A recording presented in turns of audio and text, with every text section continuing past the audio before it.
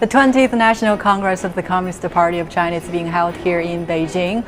Rick, I really want to know how you feel about it. First of all, Sylvia, I have to tell you that I'm really glad to be here. And it's essential to review the past and plan for the future.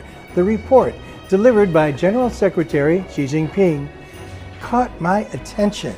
And it reminded me of some of the wonderful people I've met and places I've been in China.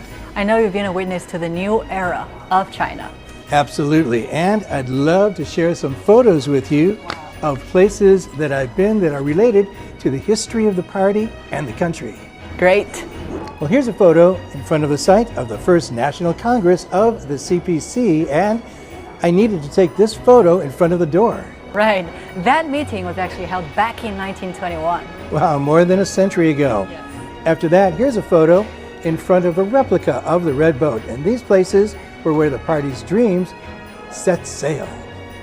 And you know, one of the three major events happened in the past decade is actually, according to the report, we embraced the centenary of the CPC.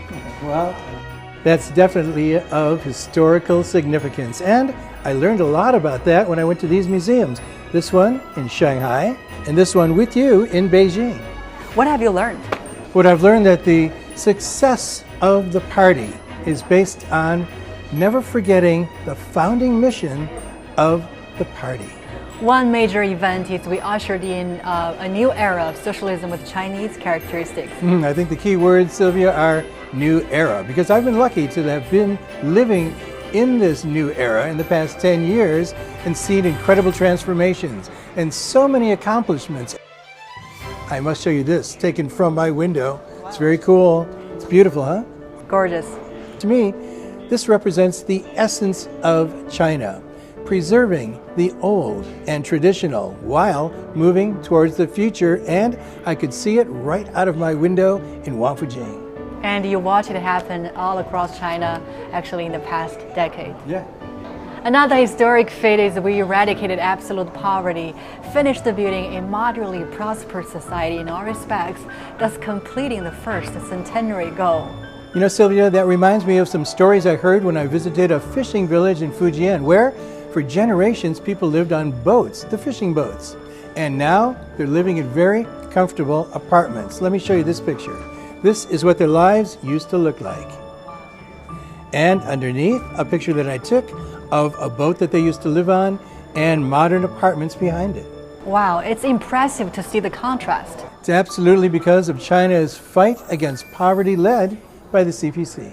I remember General Secretary Xi Jinping saying in the report, the central task of the CPC is to lead Chinese people of all ethnic groups in a concerted effort to realize the second centenary goal of building China into a modern socialist country to advance the rejuvenation of the Chinese nation on all fronts through the Chinese path of modernization. Well, I think it's already in progress. I've been to many places, and I've been to small villages in the mountains and big cities. I've seen workers in small stores, and I've met executives of large companies, and it seems to be a growth of support for the CPC. I've got another picture to show you, and this one is myself taken next to the Forbidden City in Beijing. Nice photo. 谢谢. Carrying forward China's cultural heritage is something that really resonates with me, because thousands of years of history leads to great Chinese values and Chinese culture, and I think it should carry on. I really like the saying of Chinese modernization. It is characterized by unique features to the Chinese context, like a modernization of common prosperity for all. I love that expression, common prosperity for all. In fact, I met this guy, Mr. Wu. He's known as the Abalone King, and he's living in Fujian. Well, I saw how they raise abalone, and that is sea farms that are floating on the water. Really incredible. Which reminds me of other places I've been in China. Local businesses, taking care of local people and sharing the benefits.